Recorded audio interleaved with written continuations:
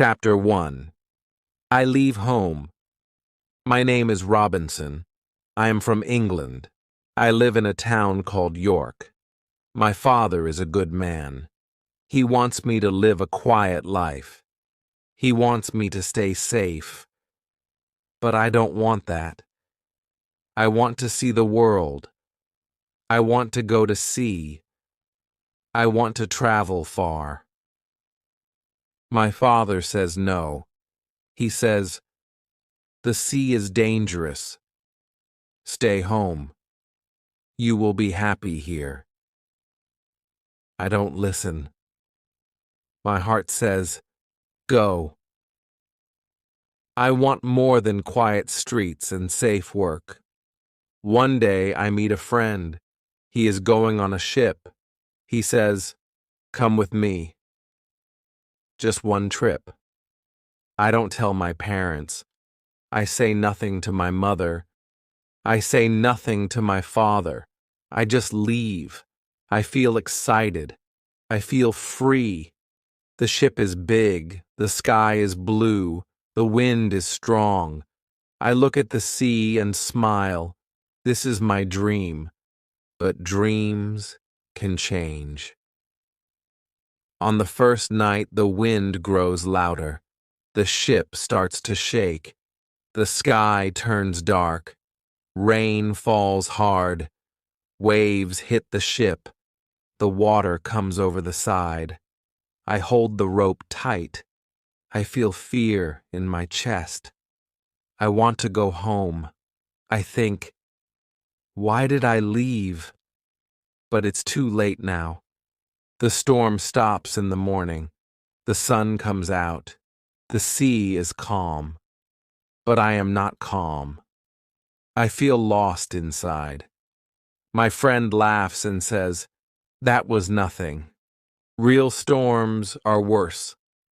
I try to smile, but my heart is heavy. The ship goes on. We reach a port in a new city. I think about going home. I want to write to my father, but I don't. I stay quiet. I tell myself, one more trip. I find a new ship. This one is bigger. The captain is kind. He teaches me about the sea. He says, "Watch the sky. Watch the wind. The sea has moods." I listen.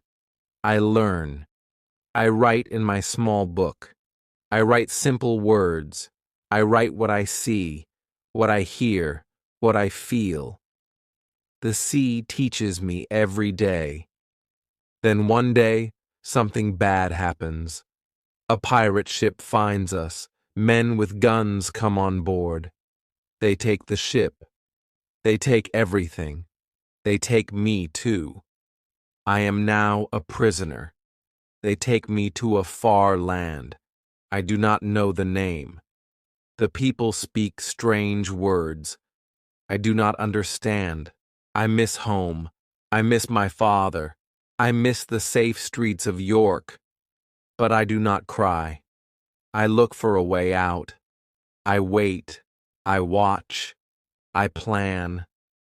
I work for a man by the sea. He owns boats. He gives me small jobs. I carry water. I clean fish. I learn their words. Slowly, I understand them. One day, he lets me go on a fishing boat. I smile. I say thank you. But inside, I think, this is my chance. I look at the sea. I look at the boat. I think about freedom. I think about escape. I know I must act soon. I cannot stay here forever. I left home to see the world, but now I just want to survive. The sea called me once. It gave me dreams. Now, it holds my hope. Chapter 2. I plan to escape. Every day I go to the sea. I work on the boats. I smile at the men. I say little. I stay quiet. But in my mind I am not quiet. My mind is loud.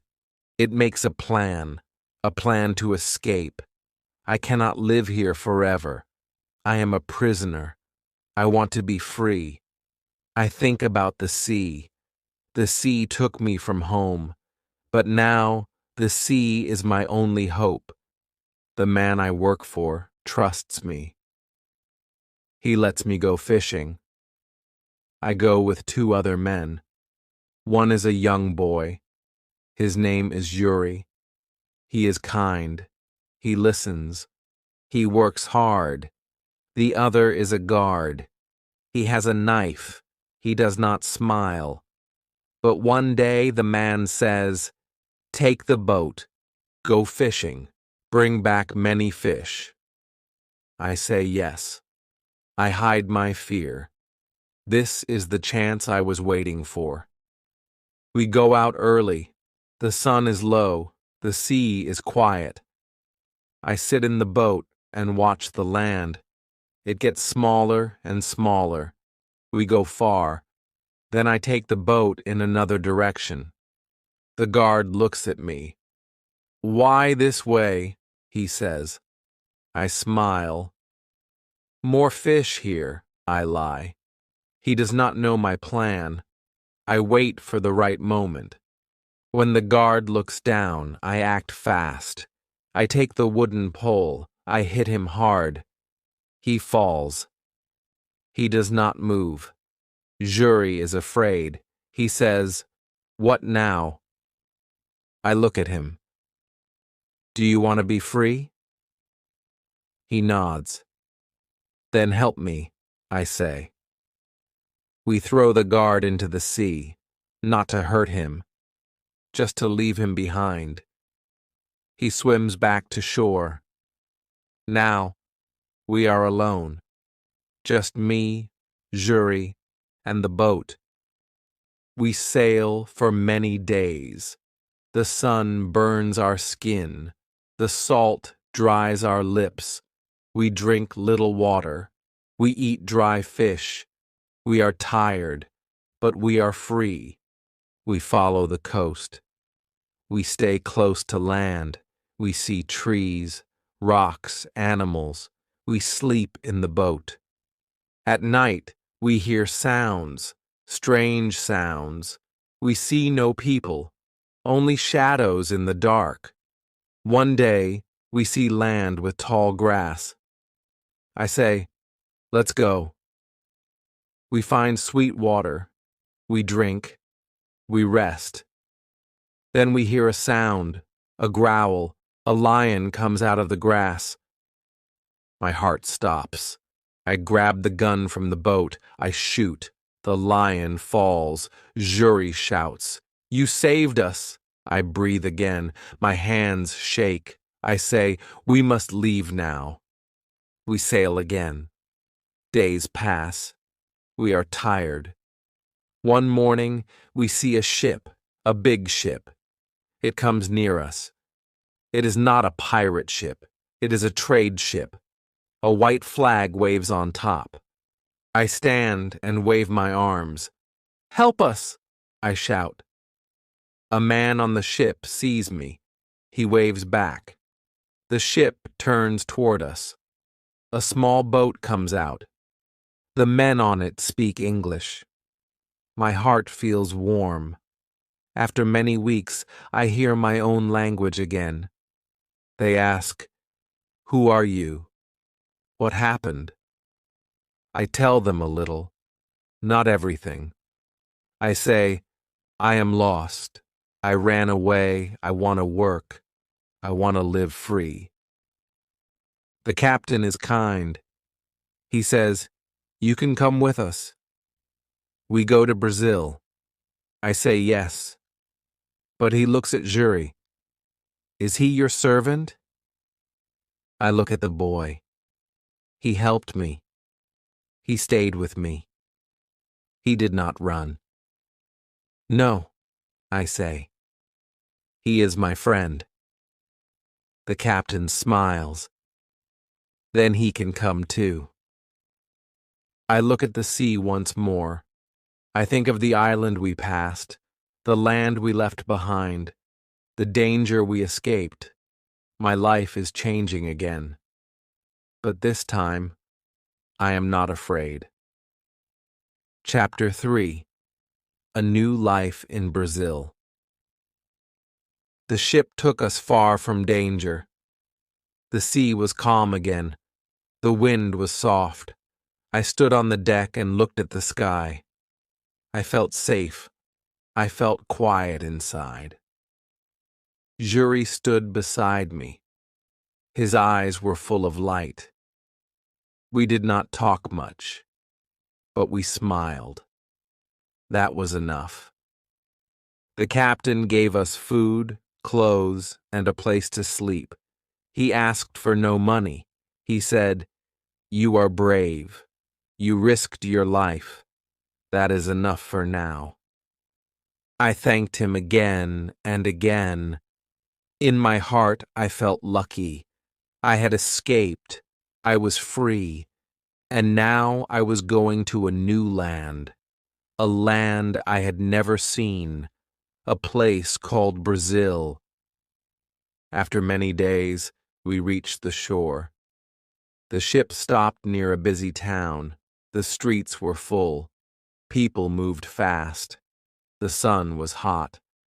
I saw things I had never seen before. Big trees, bright fruits, men on horses, women selling things on small carts. The captain took me to a small house.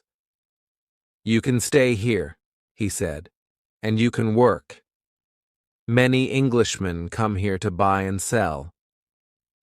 I thanked him. He looked at Jury. "The boy can stay with you, but if he wants to go back to Africa one day, let him go." I nodded. Jury smiled. He said, "I stay with you."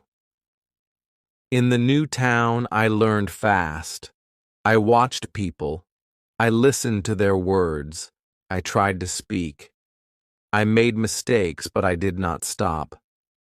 Each day, I learned more. I helped on farms. I carried water. I planted seeds. The soil was rich. Everything grew fast. I worked hard. I saved money.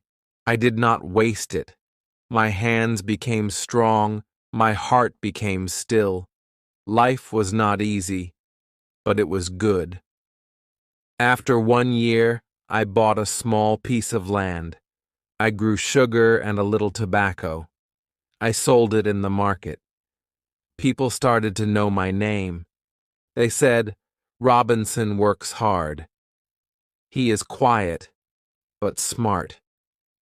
I felt proud, but deep inside, something still pulled me. A voice, a memory. The sea, it called me again. I tried to ignore it. I tried to say, "No, stay, be safe." But the sea does not forget, and I did not forget it either. One day I sat with some farmers. We drank tea. We talked about trade. One man said, "We need to send goods to Africa. We can sell things there and bring workers back." Another said, "We need a ship. We need someone brave to lead it." They looked at me. I said nothing, but I felt the sea move inside me again. I tried to sleep that night, but the sea came into my dreams. I saw ships. I saw waves. I saw a storm. I woke up sweating, but still, I said yes. I sold part of my land. I gave Jury his freedom. I said, "You are free now. You stayed with me. You helped me. You are my friend. You can go where you want." He looked at me. He did not speak for a while. Then he said, "I will never forget you." We shook hands. Then he left. My heart felt heavy, but I knew it was the right thing. I joined the men and helped prepare the ship. We packed tools, clothes, food, and water. I felt strong again. I felt ready. But something deep inside whispered, "Be careful. The sea gives, but the sea also takes." We left Brazil on a quiet morning. The sky was clear. The sails were full. I stood on the ship and looked ahead. I did not know what was coming, but I knew one thing. My journey was not over yet.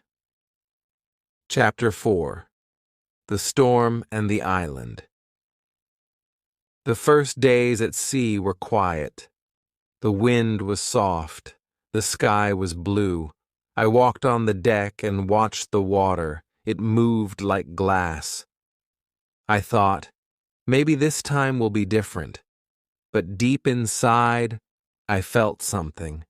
A small fear, like a shadow in the mind. I pushed it away. I told myself, "You are strong now. You know the sea. You will be fine." But I was wrong. After 2 weeks, the sky changed. Clouds came fast. The wind turned sharp. The sea started to rise. Our ship shook. The sails screamed in the wind. The captain shouted orders. Men ran across the deck. Water came over the side. The ship moved like a toy in the storm. I held onto the rope. My hands hurt. My body was wet and cold. I could not see. I could not think. I could only feel one thing: fear. The storm got worse. Thunder broke the sky. Waves hit hard. The ship cracked. I heard a loud sound like the sky itself had broken. Then the mast fell. The ship tilted. Men screamed. The captain shouted, "We're going down!" I looked for something to hold, but the sea pulled me. Cold water hit my face. I went under, then up, then down again. I could not see the ship anymore. Only dark waves. I kicked. I pushed. I reached for something, anything. Then I saw land, not far, a line of trees, a small beach. I swam with all my strength. The sea pulled me back again and again. But I did not stop. I thought, this is the end, or this is a new start. I reached the sand. I fell on it. My chest burned. My legs shook, but I was alive. The sea was behind me now. The storm still roared, but I had escaped it. I looked around. I saw trees, rocks, no people, no houses. I stood slowly. My body hurt. I was alone. Very alone. I shouted, "Hello?" No answer, just wind and waves. I walked along the shore. I looked for someone, anyone, but there was no one, only me. No ship, no crew, nothing. I sat under a tree. I closed my eyes. I thought of home. I thought of my father's words. The sea is dangerous. He was right. I had not listened. And now I was alone, on an island, far from everything, far from everyone. I did not know where I was. I did not know what to do next. But I was alive. That was the only good thing. The next day I walked along the beach. I saw something in the water, a part of the ship, floating. I ran into the waves. I pulled it out, a small barrel. Inside, I found food, some bread, some dry meat. It was not much, but it gave me hope. Maybe more parts of the ship would come. Maybe I could find tools, clothes, maybe even a gun. I watched the sea all day, and then I saw it, far away, broken, but still there, the ship, stuck on rocks, not far from the island. I looked at it and said, I must go there. My heart beat fast. I knew it was dangerous, but I also knew one thing. If I wanted to live, I had to try. The storm had taken everything from me, my friends, my ship, my plans, but it gave me something too. A chance, a new beginning, alone on an island, lost to the world, but not lost to myself. Chapter 5. I go back to the ship. I woke up early the next morning. The sun was bright, the wind was soft, the storm was gone now.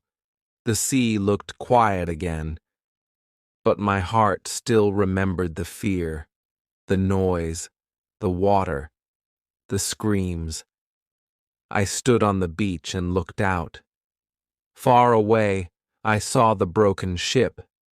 It was still stuck between the rocks. The waves hit it gently now, not like before. I thought, maybe I can go there. Maybe I can get something from the ship. I knew I needed food, tools, clothes, anything to help me live. The island was big, but it was empty. I had no house, no fire, no knife. I had to go. I looked around the beach. I found some long pieces of wood. I found an old rope too. I worked all morning. I made a small raft. It was not perfect, but it could float. I pushed it into the water. It moved with the waves, but it did not break. I smiled. I felt a little stronger. I went back to the beach and found 2 small pieces of wood. I used them like oars. I pushed the raft out and began to paddle. Slowly, carefully. The sea was deep. The wind pushed me back, but I did not stop. The ship came closer. I could see the broken mast, the torn sails, the empty deck. My heart felt strange.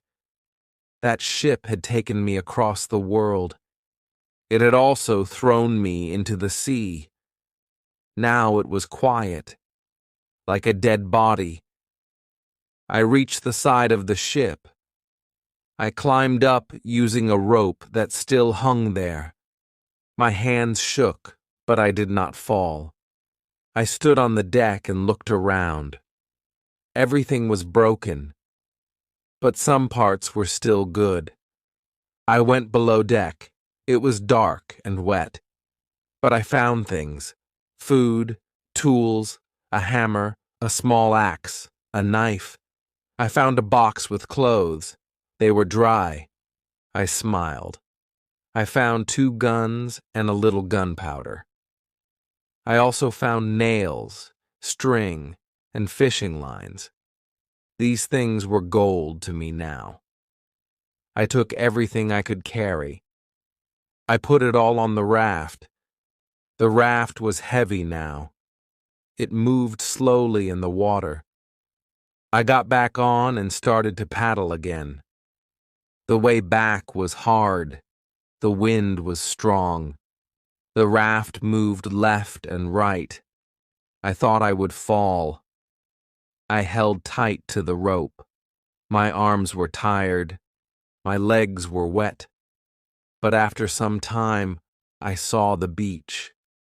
I cried. Not loud, but deep inside. The land was still there. The sand, the trees, the place that now had to be my home. I pulled the raft to shore. I took the things one by one and placed them under a big tree. I looked at the sky. I said, "Thank you." I had food now, tools, clothes. I had hope. I sat under the tree and thought, now I can live. I don't know for how long, but I will try. I will not give up.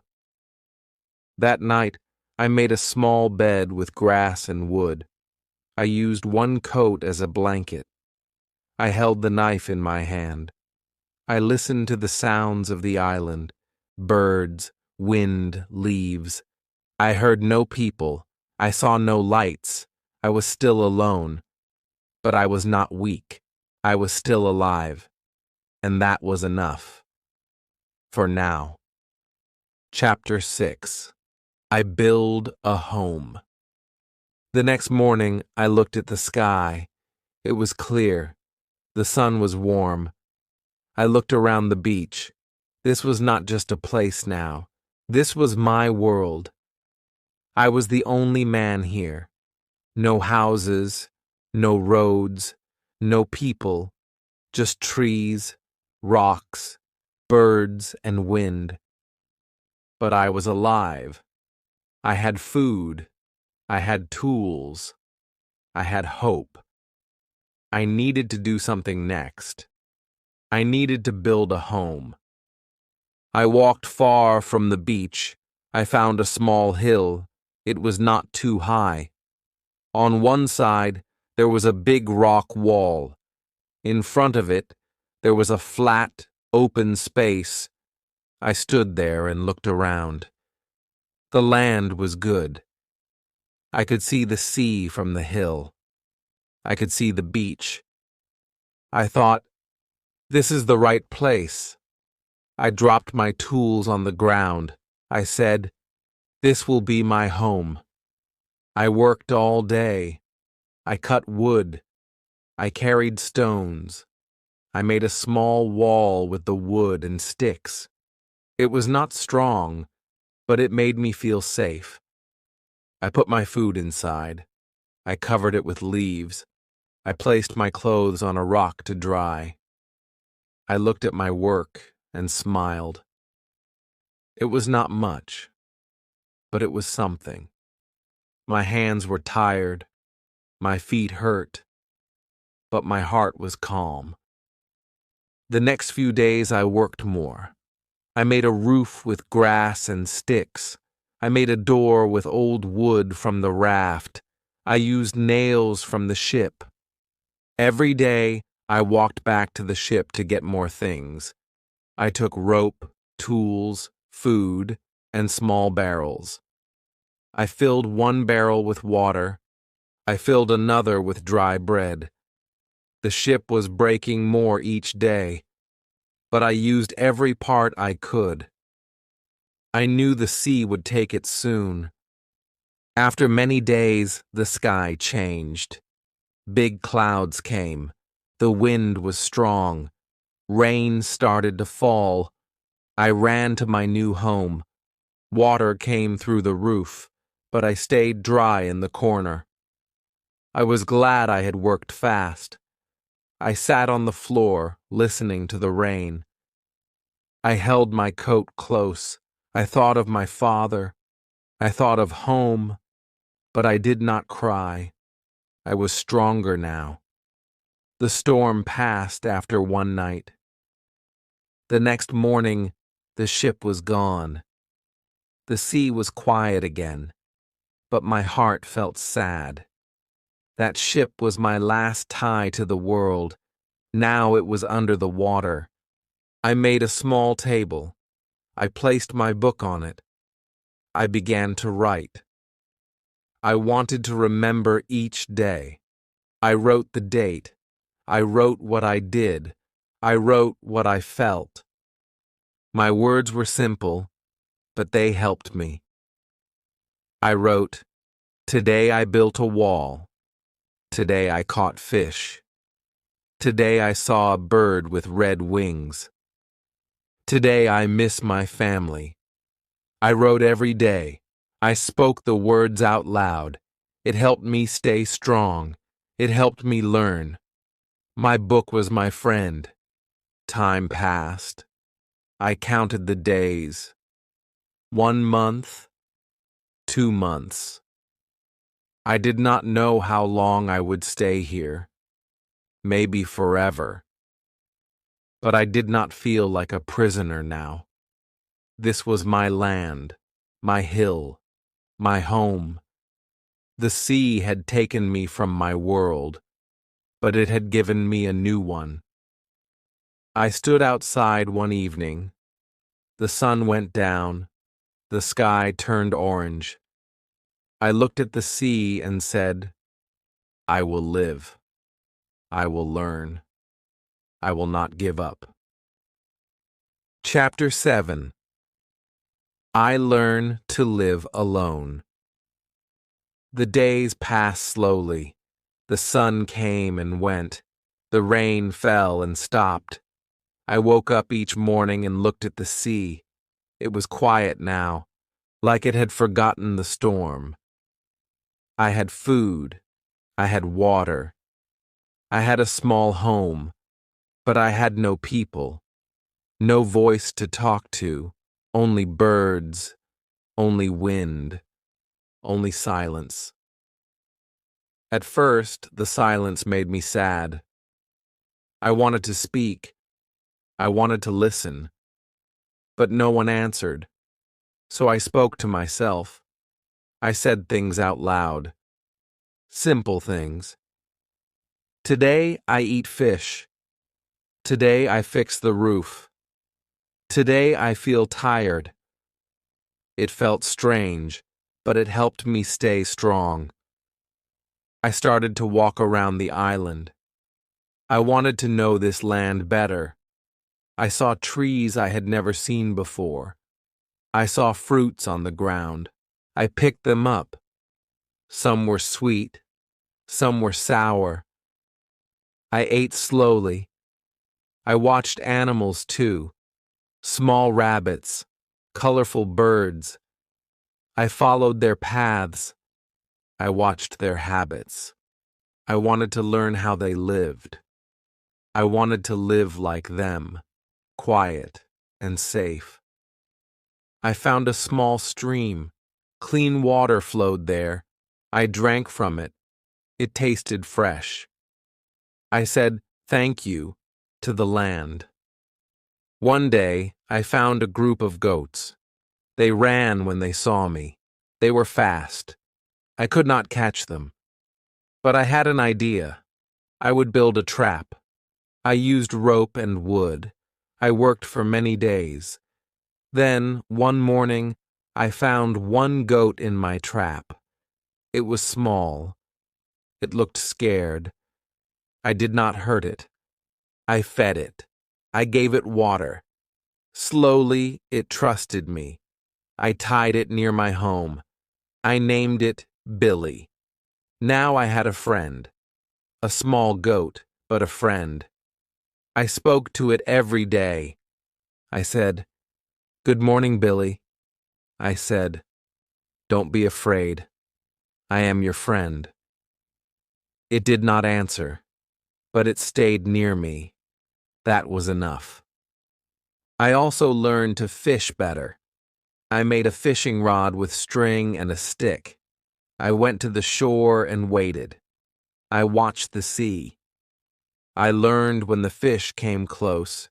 I caught one, then two. I cooked them over fire. I made a small grill with stones.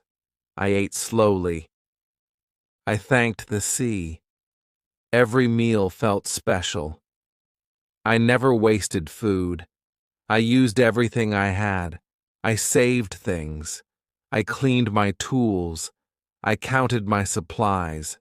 I made a plan for each day. Work, rest, cook, write. I needed this plan. It kept my mind busy. It gave me purpose. Sometimes I sat outside and looked at the stars. The sky was big, so big. I felt small under it. But I also felt part of something. The sea, the sky, the land, the stars. They were all my family now. I missed people, yes. I missed my old life, but I was learning something new. I was learning how to live with myself, how to stay calm, how to keep hope. I was not just surviving, I was growing. One day I stood on the beach and looked far. I saw nothing, only water. But I still hoped. I said, maybe one day a ship will come. Then I smiled and added, and maybe if it doesn't, I will still be okay. Chapter 8. I make my life better. Time moved slowly.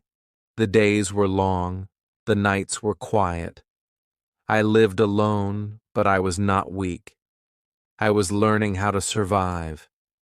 I was learning how to live. The island was my world now. The trees were my walls. The sky was my roof. The birds were my music. I woke up early. I worked all day. I built. I hunted. I fixed. Every little thing gave me strength. Every little task gave me hope. I made my home stronger. I found more wood. I added walls around my shelter.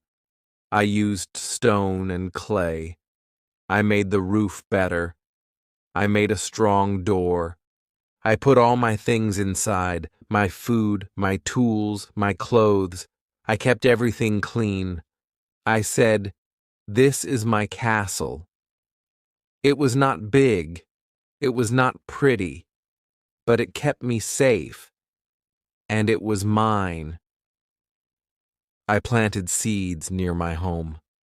I found them in the ship's supplies. I did not know if they would grow. I watered them every day. I waited. After many weeks, I saw green leaves. I cried when I saw them, not because they were just plants, but because they were life. They were a sign that I was doing something right. I made a small garden. I worked in it with care. I felt proud. My goat, Billy, stayed near me. I built a small fence for him. Later, I caught another goat, then one more. I made a little farm. I gave them names. I spoke to them. They listened. Maybe they didn't understand, but I felt heard. I felt less alone. I made milk from them. I boiled it. I drank it slowly. It tasted sweet and warm. I thanked the goats every day. I said, "You are my friends. Thank you." I also made a calendar. I took a piece of wood. Each day I cut one line on it, a small mark. Day by day I counted time. 1 month, 2 months, 6 months, 1 year. I was still here, still alive, still learning. I looked at my own face in the water. My beard was long, my hair was wild, but my eyes were calm. My face had changed, but my heart was steady now. Some nights I sat near my fire. I looked at the flames. I thought about my father, about York, about the life I left. I said to myself, maybe I made a mistake. Maybe I should have stayed home. But then I looked around. I saw my home, my garden, my goats, my tools, my fire. And I said, but maybe this is who I am now. I taught myself new things. I made pots from clay. I used fire to make them hard. Some broke, some stayed. I made a chair. I made a shelf. I made a knife from stone. Every day I learned something new. I made mistakes. I failed. But I always tried again. Slowly, the island became my school, my teacher, my test, and I passed each lesson with my hands and my heart. I had no one to clap for me, no one to say good job, but I knew I was doing well. I could see it. I could feel it. I was not just alive. I was living, fully, deeply. I stood on the beach at sunset and whispered, "Thank you, God. Thank you for keeping me here. Thank you for giving me strength." Chapter 9. I See a Footprint. One morning I woke up early. The air was cool, the sky was blue. I walked outside to check my goats. They were fine. I gave them food. I spoke to them. They followed me around. I smiled. Then I walked down to the beach. I often walked there in the morning. It helped me think. It helped me feel calm. I listened to the waves. I watched the birds. I walked slowly across the sand. But this morning was different. I saw something on the ground. It stopped me. My heart jumped. I bent down. I looked again. I did not believe my eyes. It was clear. It was deep. It was real. A footprint.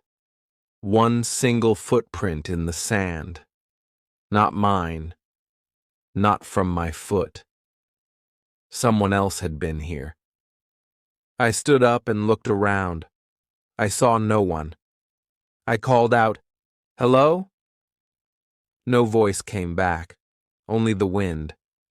I ran to the trees. I looked behind rocks. I ran back to the beach. Nothing. No sound, no shadow, no face. But the footprint was still there. Big. Fresh. Close to my home. I felt cold. Not from the wind, but from fear. I had lived here alone for so long. I thought no one else was on this island. I had felt safe.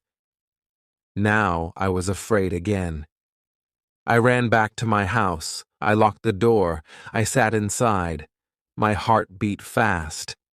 My hands were shaking. Who was it? A man? A group? A friend?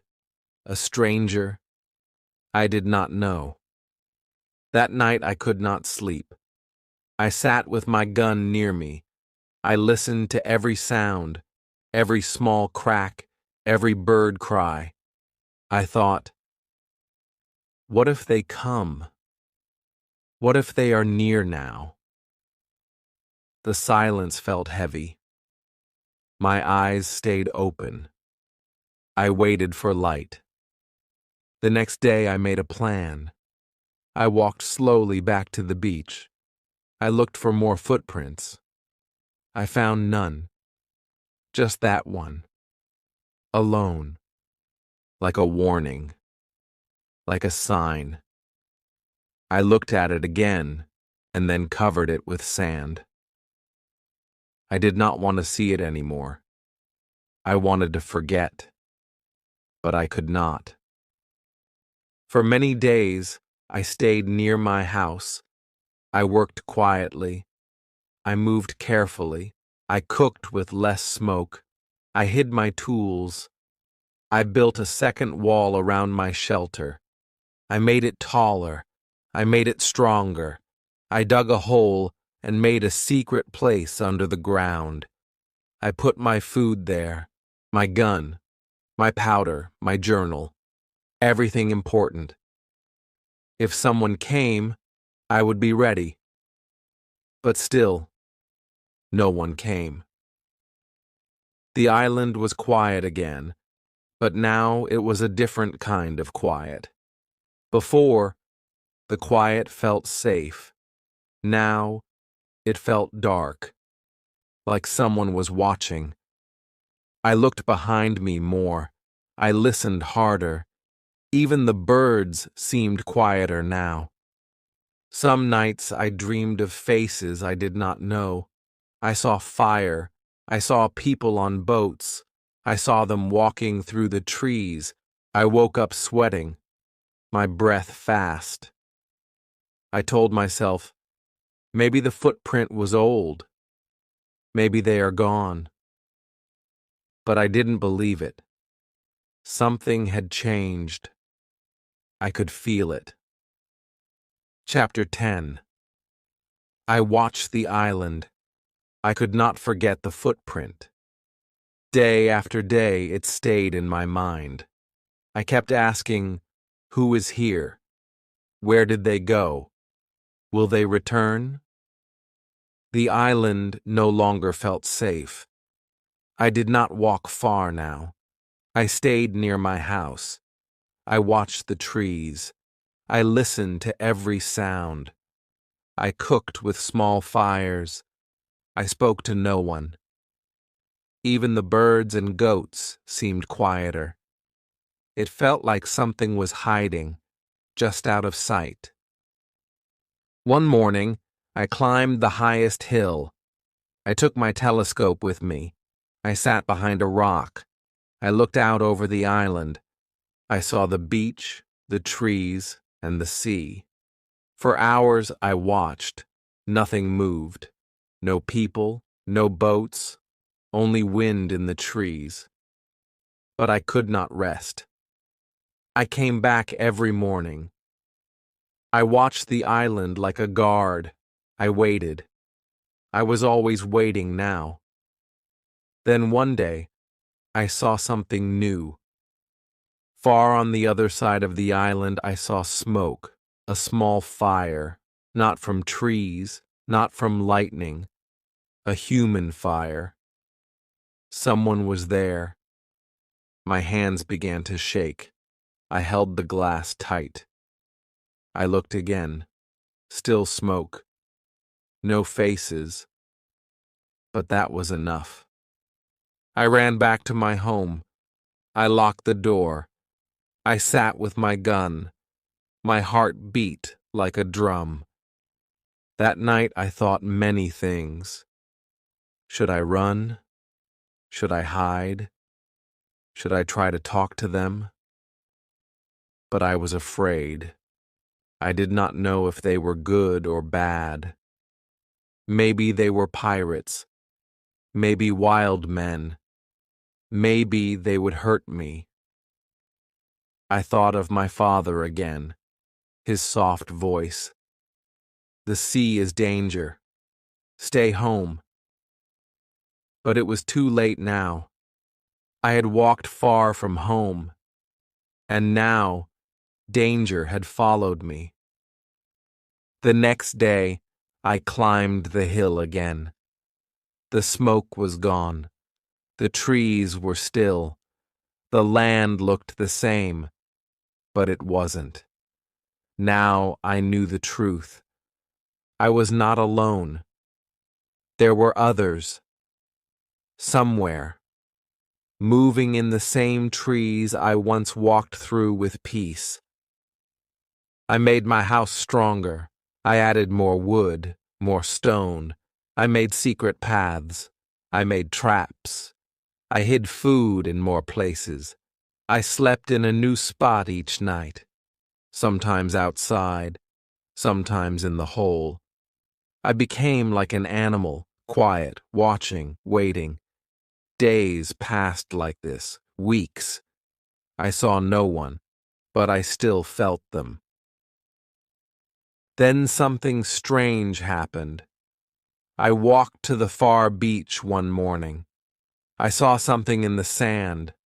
Broken wood, rope, a paddle, all old and wet. A boat had been here, not mine, a different one. Maybe a small group came, maybe one man, maybe many. I saw new footprints near the boat. Then I saw bones, many bones, and a fire pit. I covered my mouth. My stomach turned.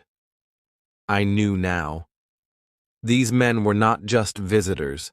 They were cannibals. They had killed someone here. I ran back. I cried alone. I did not sleep that night. I did not eat much. I felt sick. The island was not just wild. It was cruel. I had to be careful. I had to be smart. I had to stay alive. And deep in my heart, one new thought grew. I must not only survive, I must be ready. Chapter 11. I make a secret cave. After seeing the bones on the beach, I could not sleep well. My dreams were full of fear. I saw strange faces.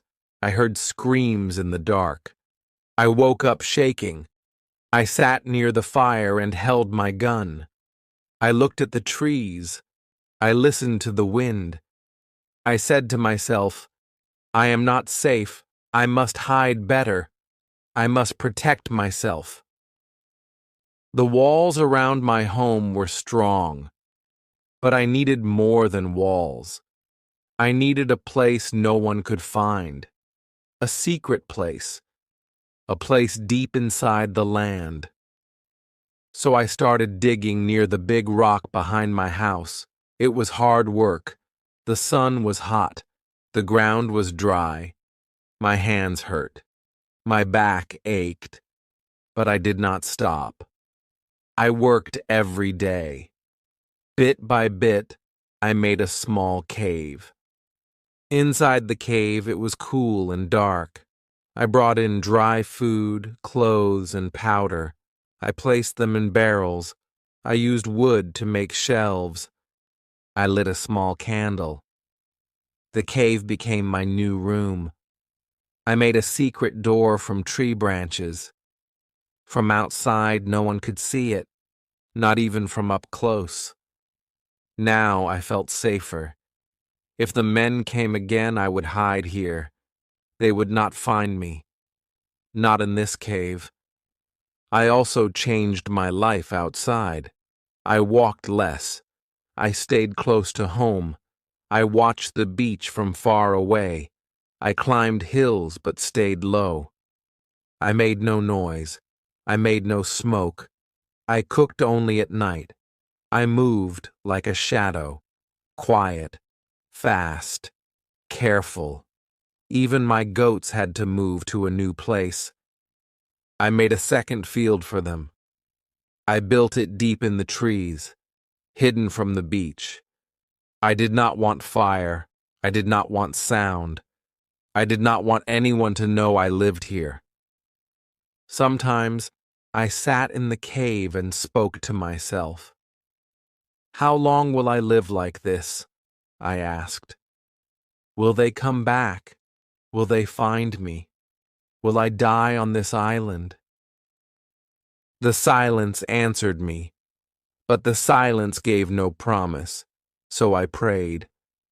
I closed my eyes and said, God, help me stay strong. Help me not to fear. I wrote everything in my journal. I wrote with simple words. Today, I built a door. Today, I moved the food. Today, I heard birds, but no voices. Today, I watched the sea. My journal helped me stay calm. It helped me think clearly. Even when the world outside felt dark, the words on the page gave me light. One night, I heard a sound, a loud one. I woke up. I grabbed my gun. I stood still. Then I heard it again. A sharp scream. It came from far away. It echoed through the trees.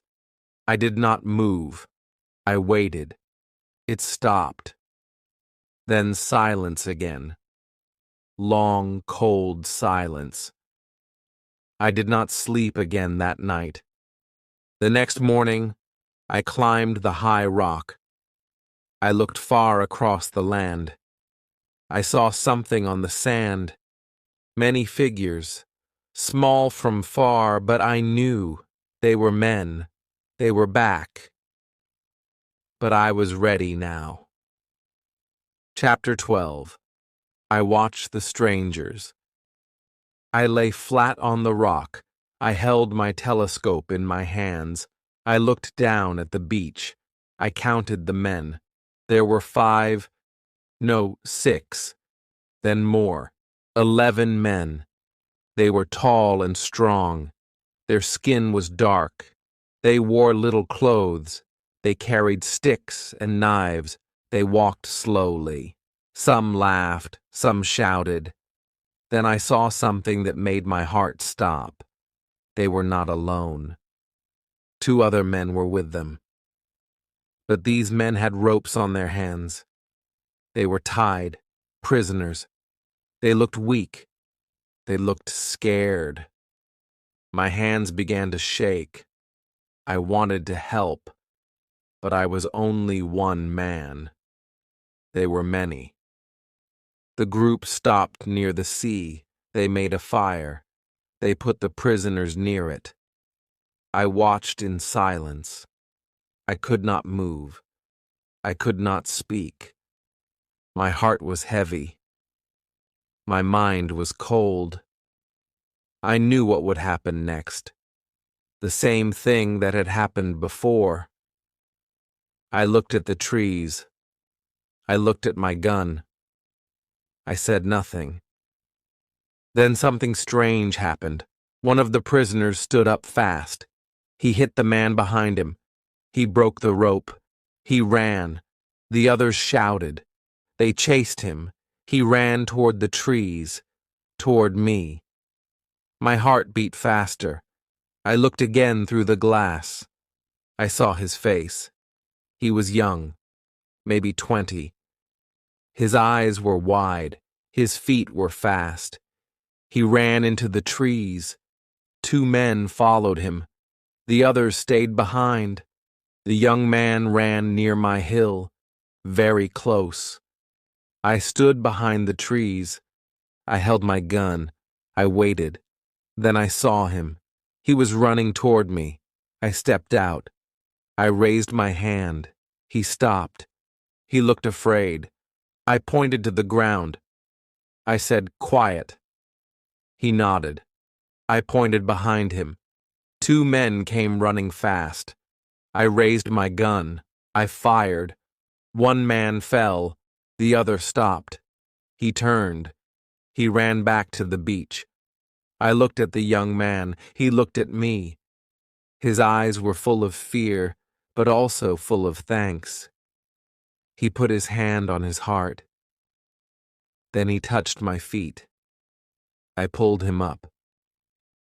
"You are safe now," I said. He did not know my words, but he knew my heart. We went back to the cave. I gave him water. I gave him food. He ate like he had not eaten in days. He sat on the ground. He looked at me like I was a god. I shook my head. I said, "I am just a man, just like you." I wrote in my journal that night. Today, I saved a man. He ran from death. I helped him live. He is now with me. I do not know his name, but I will give him one. I looked at him again. He smiled, a warm, true smile. I smiled back. "Your name is Friday," I said, "because today is Friday." He said nothing, but his eyes spoke to me. Chapter 13. I teach Friday. Friday stayed with me. He did not try to run. He did not try to hide. He followed me everywhere. He watched everything I did. His eyes were full of light. He was strong, fast, young, but also calm and kind. He did not speak my words, but he smiled when I smiled. He helped me with work. He brought water. He gathered wood. He fed the goats. He never asked for anything. He only looked at me with respect. I was not his master, but he treated me like one. And I wanted to treat him like a friend. I wanted to teach him English. I pointed to myself and said, "Robinson." He smiled. Then he pointed to himself and said, "Friday." I smiled back. Then I pointed to a tree. "Tree," I said. He repeated, "Tree." Then I pointed to a goat. "Goat," I said. "Goat," he said. His voice was clear. His mind was quick. Every day I gave him more words: hand, water, food, fire, sky, rain. Slowly he learned. He listened. He spoke. He laughed when he made mistakes. I laughed too. It felt good. After so long, I was not alone. He was not just learning English. He was learning how I lived. He watched how I made fire with stones. He watched how I cooked, how I cleaned, how I wrote in my book. He asked with his eyes, "Why?" I showed him everything. I gave him his own plate, his own blanket, his own knife. He said thank you with his smile. One night I sat near the fire. I said, "Friday, do you have family?" He looked at me. His face changed. He looked sad. He said, "Far, far place." Then he pointed to the sea. He said, "Many men, bad men, eat men." I understood. His people were not safe. He was taken. He was hurt. He ran to live, just like me. I said, "No bad men here. You are safe." He nodded. He said, "Friday, stay with you." I smiled. I felt warm inside. We were two men from different worlds, but now we were one small family. I made a second bed in the cave. I gave him extra clothes. I taught him how to shoot. I showed him how to use the gun. He was careful. He was good. He never wasted bullets. He learned fast. I gave him simple jobs. I said, "Catch fish, cut wood, watch goats." He did everything well. He came back happy. He was proud. Now the days were not so quiet. We spoke. We laughed. I taught him songs. He tried to sing them. Sometimes we sat under the trees and watched the sky. I said, "This is peace." He repeated, "Peace." I showed him my book. I showed him how I wrote each day. He watched my hand. He touched the paper. Then he said, "I want, learn, write." My heart felt full. I said, "Yes, Friday, I will teach you." That night I wrote in my journal, "I have a friend now, not just a helper, a real friend. He is kind, he is brave, he is learning, and I am learning too. After so many years, I do not feel alone." Chapter 14. We work together. Friday woke up early every day. Before the sun came up, he was ready to work. He went to the goats. He brought fresh water. He cleaned the tools. He smiled when he saw me. I smiled back. I did not need to ask him anything. He already knew what to do. I was not his master. He was not my servant. We were two men, helping each other, living together. We built many things side by side: a bigger fence for the goats, a small tower near the beach, a new room beside the cave. We cut wood together. We carried stones together. Sometimes we did not speak much, but we worked with peace. I thought, I am not alone now. This life is hard, but it is better with him. I gave him more words each day. He remembered everything: sky, stone, paper, sleep, gun, write. I showed him how to hold a pen. He smiled. He made letters with his hand. They were not perfect, but they were good. I said, "Very good, Friday." He laughed and clapped. It felt like a school. But we were both students. We learned from each other. I learned his way. He learned mine. I told him stories about my home, about my father, about England. He listened with big eyes. Then he told me about his island, his people, his fear. He said I was taken. I was afraid. I ran. You saved me. I said, "You are safe now. You are free." He smiled and said, "Free." We went hunting together. He was fast, quiet, like a cat. He taught me how to move through the trees. He showed me how to find animals, how to follow tracks. I taught him how to use the gun. I said, "Hold here, aim there, wait, now shoot." He learned fast. We brought back birds, rabbits, fish. We ate together. We gave thanks. We shared everything. One day we sat near the fire.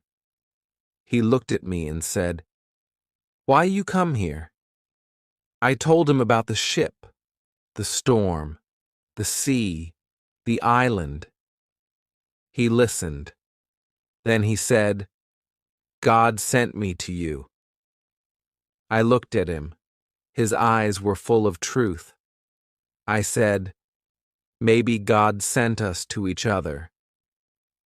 The days were full now, not with fear, but with work, learning, and peace. We still watched the sea. We still listened for danger. But we were stronger now. We were ready. We had food. We had fire. We had faith. We had each other. That night, I looked up at the stars. I thought about the past, the ship, the storms, the silence. And now, I had Friday. A friend. A light in my dark world. I wrote in my book, he came from fear, but brought me peace. He came from danger, but gave me hope. I do not know the future, but now I am not afraid. Chapter 15.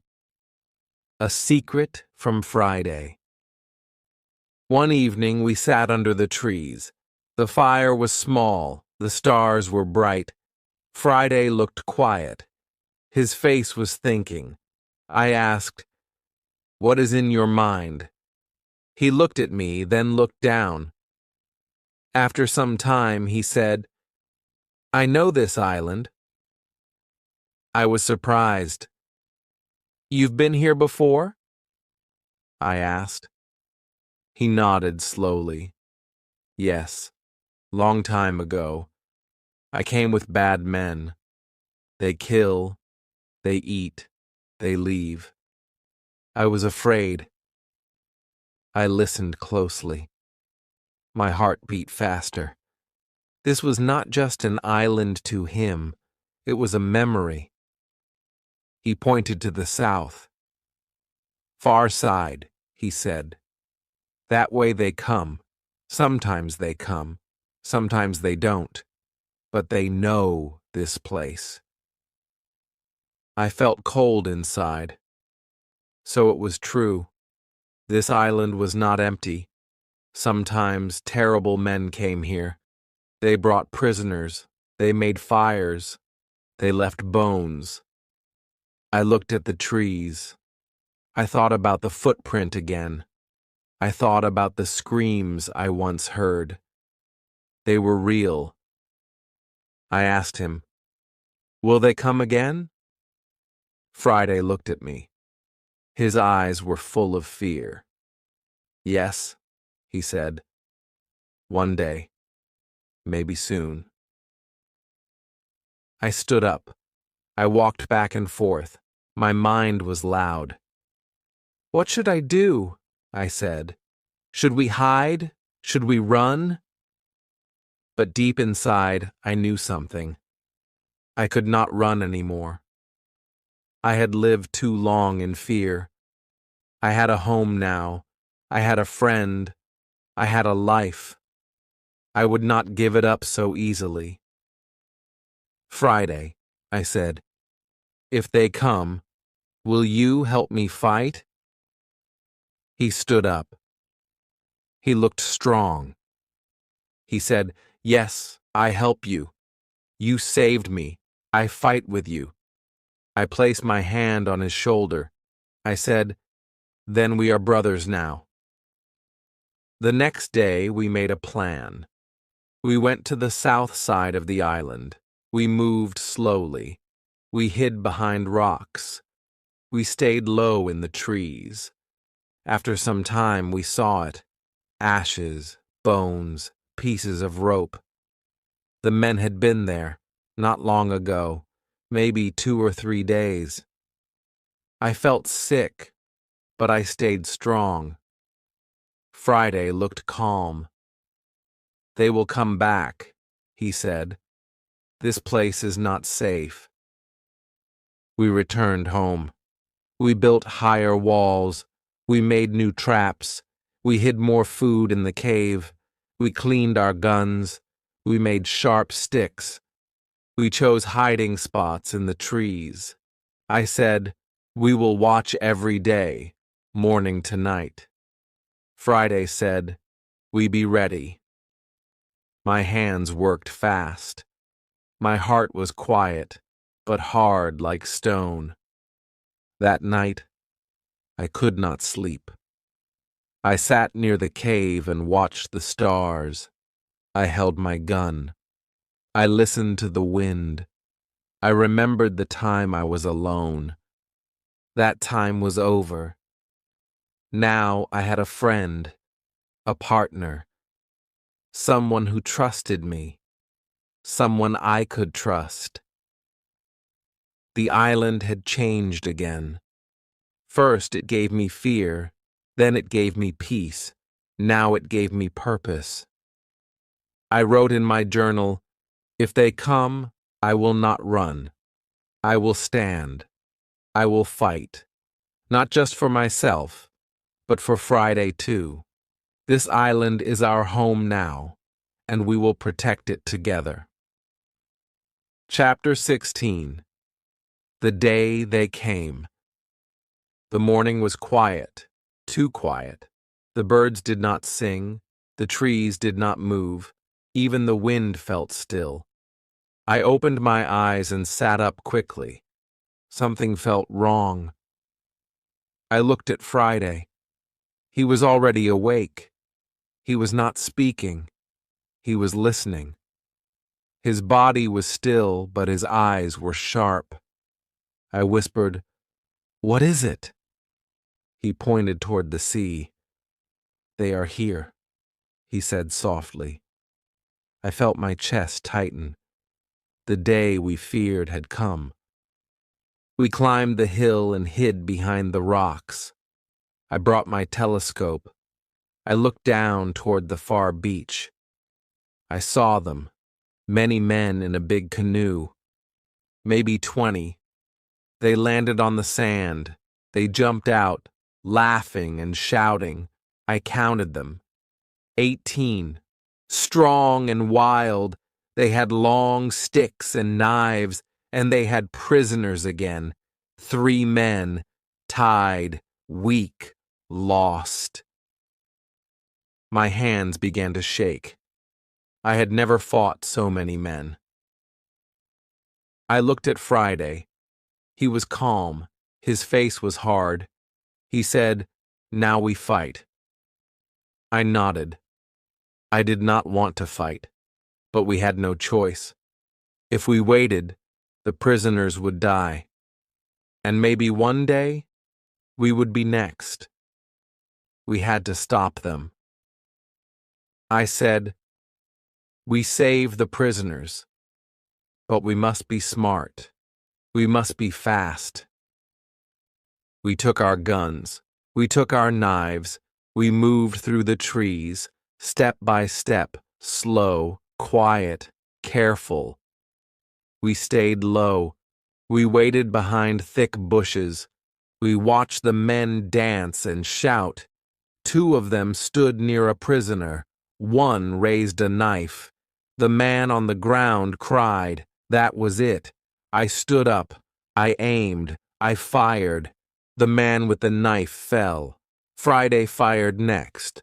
The second man fell. The others turned. They screamed. They looked into the trees. They saw us. I shouted, "Run!" We ran down fast. Friday was faster than me.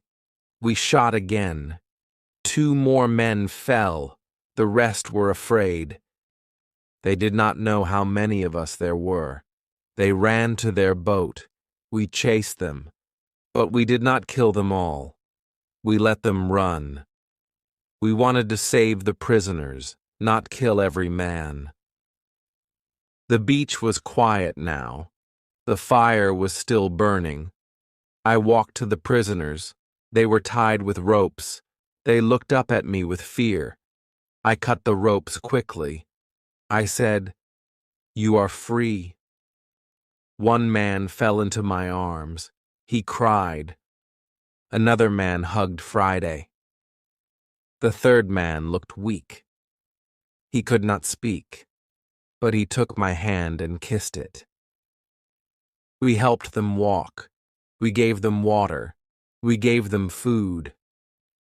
1 man began to speak slowly. His English was broken, but I understood. He said, "Thank you. We thought we would die. You saved us." Friday looked at me and said, "You strong?" I smiled.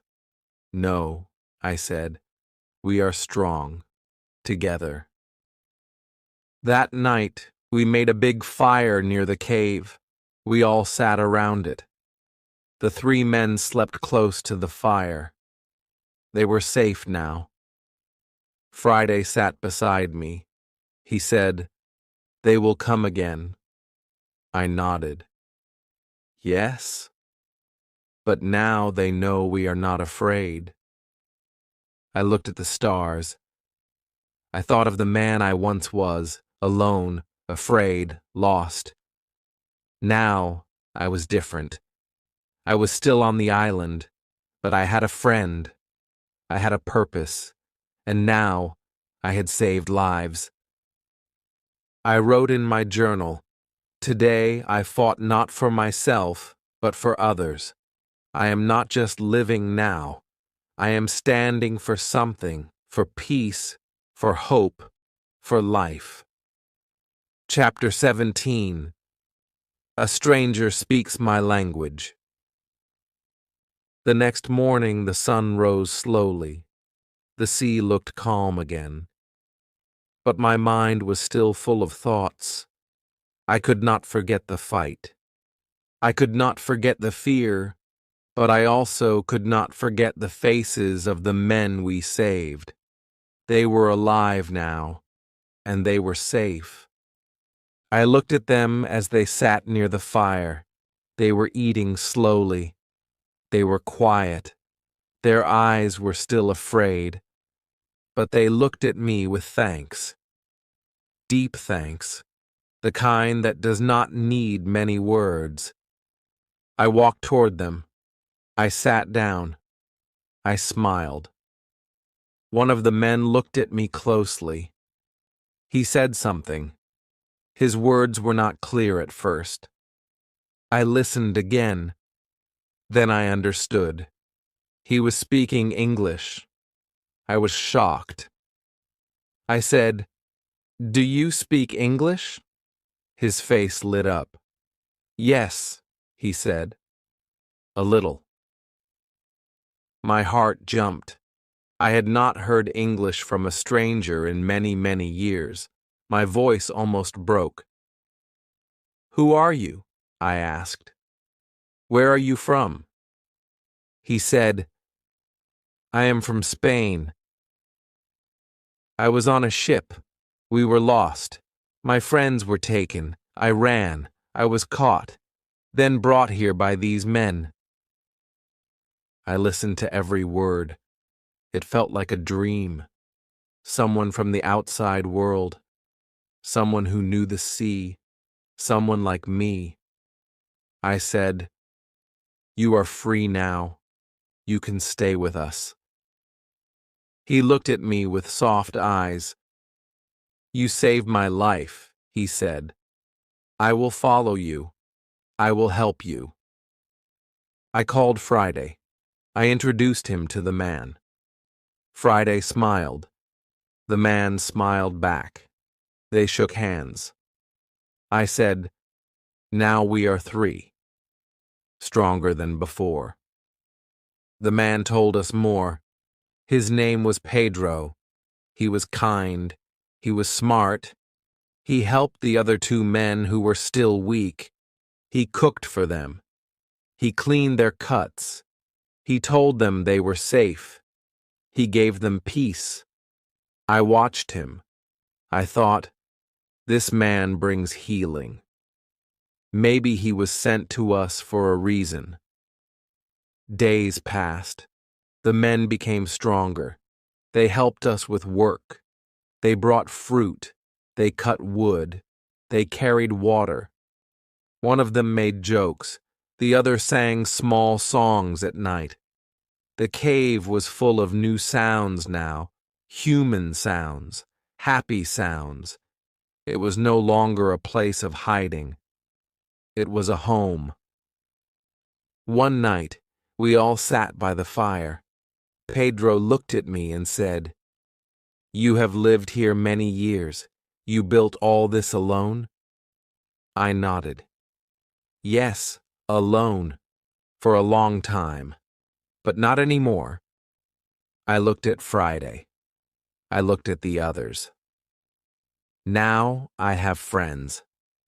Pedro said, "Maybe one day we can leave this island, together." I looked at the stars. For the first time, that idea felt real, not just a dream, not just a hope, but a plan. I wrote in my journal that night, "I am not the same man who washed up on this island. I was lost. I was broken. I was alone. Now I have a reason to wake up each day. I have friends. I have strength. And maybe, just maybe, I have a future." Chapter 18. We build a boat. Every day now felt full. Full of voices, full of footsteps, full of life. No longer was I just one man walking on sand. I heard Friday's laugh. I heard Pedro's stories. I heard the other two men singing in the morning. My island was still quiet, but not lonely. The trees still stood tall, but now we stood with them. The sky was still wide, but now our dreams were wider. One evening after dinner, Pedro came to me. His face was calm, but serious. He said, "I want to ask you something." I looked at him and said, "Go ahead." He said, "Can we leave this island? Can we build a boat?" I stayed quiet for a moment. My eyes looked at the sea, so wide, so deep. Then I looked at the men, all healthy now, all strong, all ready. I think we can, I said. The next day we went to the forest. We looked for the biggest tree, one that was strong but not too thick. We found one near the river. Friday touched the bark and said, "Good." We began to work. We cut it slowly, carefully. It took many days. Our hands were tired. Our clothes were wet with sweat. But we smiled, because every cut was hope. Every drop was a step toward freedom. When the tree fell, we cheered. We cleaned it. We shaped it. We turned it into the body of a boat, long and wide, strong and light. We used ropes. We used fire. We used all we had. We brought wood from the old ship. We found cloth to make a small sail. We worked every day. We ate together. We slept under the stars. And the boat began to look like a real boat, a boat that could ride the sea. One night, I sat alone. I thought of England.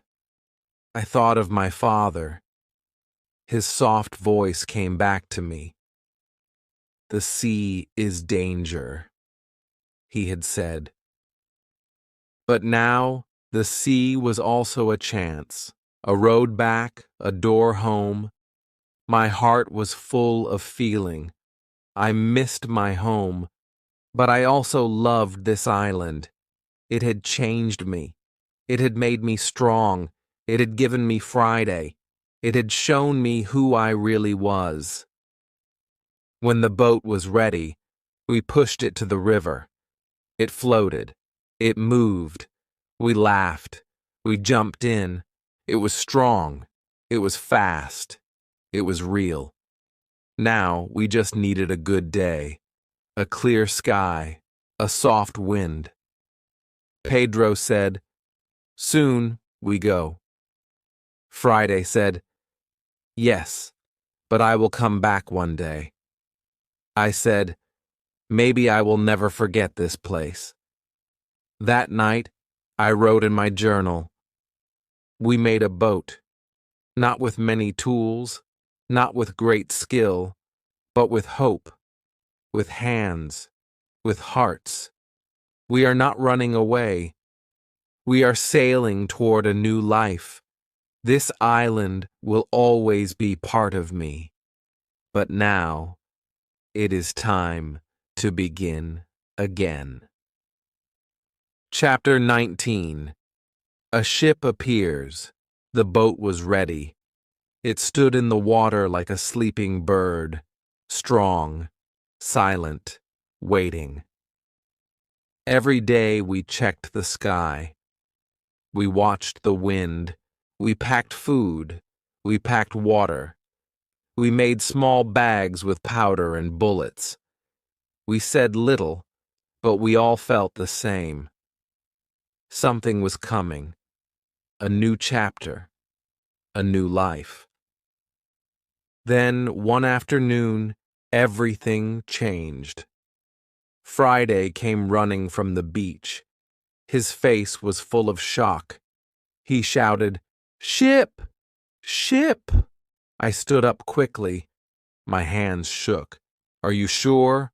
I asked. He nodded fast. "Big ship. White sails. Not far." We ran to the high hill. I took my telescope. I looked out to the sea, and there it was. A real ship. Not a dream. Not a broken one. A full, tall ship with flags. It moved slowly toward the island. My heart beat fast. I could not speak. Pedro came beside me. "It's English," he said. "Look at the flag." I looked again. It was true. An English ship. My country. My people. after so many years, but something felt wrong. The ship stopped far from the beach. A small boat came out. 6 men rowed to shore. I watched them. They pulled 2 men out. Their hands were tied. One was in fine clothes. A captain, maybe. The other looked weak. Both were prisoners. More men followed. They had guns. I felt cold. I said, "This is not good." Pedro said, "They are not here to help. They want to harm." I looked at Friday. He said, "We stop them." We moved fast. We took our guns. We hid in the trees. We waited. The men tied the prisoners to a tree. They shouted. They laughed. One man hit the captain. I felt anger inside me. I raised my gun. Then I gave the signal. We fired. One man fell. The others screamed. We ran out and shouted, "Drop your guns!" They looked shocked. They saw 4 men, strong and ready. They ran. 2 were caught. The rest ran to the boat. We freed the prisoners. The captain looked at me with wide eyes. "Who are you?" he asked. I said, "A man who knows this island better than you." He smiled. He cried. He held my hand. "You saved me," he said. "I was left by my own men. They wanted to take the ship." I said, "You will take it back." He nodded. "With your help." We made a new plan. That night, we sailed to the big ship in our own boat. Quiet, fast. The bad men were sleeping. We climbed up. We took control. There was no big fight. The captain stood tall again. The ship was his now, and soon it would be ours too. The next morning the sun rose. The sky was gold. The sea was soft. The ship was ready. The captain said, "We will take you home." I looked at Friday. He looked at the island. We were quiet for a long time. Then I said, "Goodbye, island. You taught me how to live. You gave me pain. You gave me peace. You gave me a new heart." Friday said, "I come with you. But one day I return." I smiled. "And I will never forget you." The ship moved slowly away. I stood on the deck. The island grew smaller. The sea opened wide. After 28 years, 2 months, and 19 days, I was going home. Chapter 20. I see my country again. The ship moved across the sea slowly. The days were long and quiet. The sun was hot. The wind was soft. I stood on the deck and looked at the water. My eyes watched the waves, but my heart looked behind me, back to the island, back to the years I spent there. 28 long years. That island was my prison. It was also my teacher, my home, my friend. I had cried there. I had grown there. Now I was leaving it forever. Friday stood beside me. He looked at the sea with wonder. Every day was new to him, every sound, every bird, every sail. He asked me many questions. I answered them slowly. I taught him new words every day. He was learning fast, just like before. He was still my student, but also my friend, my brother. I knew the world would be strange for him, but I also knew he was strong. After many weeks, the sky changed. The sea grew busy. More ships passed by. The captain smiled. He said, "We are close now." My heart beat faster. I walked to the front of the ship and waited. I said nothing, but my eyes stayed wide. Then, one morning, I saw it. Land. Not just any land. England. My home. Tears filled my eyes. My legs felt weak. I held the side of the ship and whispered, "I'm back." I wanted to run. I wanted to fall to my knees, but I just stood there, watching the land that I had left so long ago. We reached the port. People moved fast. Horses pulled carts. Women sold food. Children laughed. It was loud. It was full. I felt lost in the noise. Everything had changed. Or maybe I had changed. I did not know how to speak to these people. I had not used money in years. I had no house, no family. I had only my name. I walked through the town slowly. Friday stayed close. He looked nervous. So did I. I asked about York, my hometown. I paid a man to take us there. It was far. The roads were cold. The nights were dark. But I did not stop. I needed to see it again. When we reached York, I looked around. So many new buildings, new faces. I walked through the streets and looked for my house. It was not the same. The door was closed. The garden was gone. A stranger lived there now. I asked about my father, about my family, but I learned the truth. My father had died many years ago. My mother, too. My brothers had left the city. I stood on the street in silence, my eyes full of tears. I was home, but I had no one. Friday touched my shoulder. He said softly, "I stay with you." I looked at him and smiled. "Yes," I said, "we are home now, together." That night, I sat in a small room and wrote in my book. I went to sea as a young man. I was foolish. I was wild. I lost everything. Then I found an island. I found pain. I found strength. I found myself.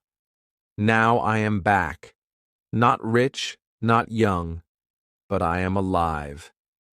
And I am not alone. Chapter 21. A quiet life begins again. The days in York were quiet. I walked through the streets like a stranger. Everything looked new, but my heart was full of old memories. I remembered my father's voice. I remembered my home. I remembered the small room where I once read books about the sea. I had dreamed of ships, of lands, of great adventure. And now, after many years, I had returned, but not as a dreamer. I had returned as a man who had seen too much, lost too much, and learned more than he ever wanted. Friday stayed close to me. He watched the people. He listened to the sounds. He was quiet but kind. Some people looked at him with surprise. They had never seen someone like him, but he did not mind. He held his head high. He was proud. I was proud of him too. I said, "You are safe here." And he smiled. I tried to find someone from my old life. I searched for old friends, old neighbors, but most of them were gone. Some had died. Some had moved away. Some had forgotten my name. The world had changed, and so had I. I felt alone again, but in a different way, not like on the island. This was the kind of alone that comes from time, not from distance. Still, I needed to live. I used the little money I had to buy a small house in a quiet village not far from York. It had a garden, a fireplace, a wooden chair.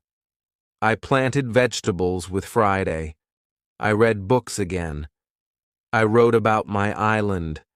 I wrote about the storm, the cave, the goats, the fear, the hope.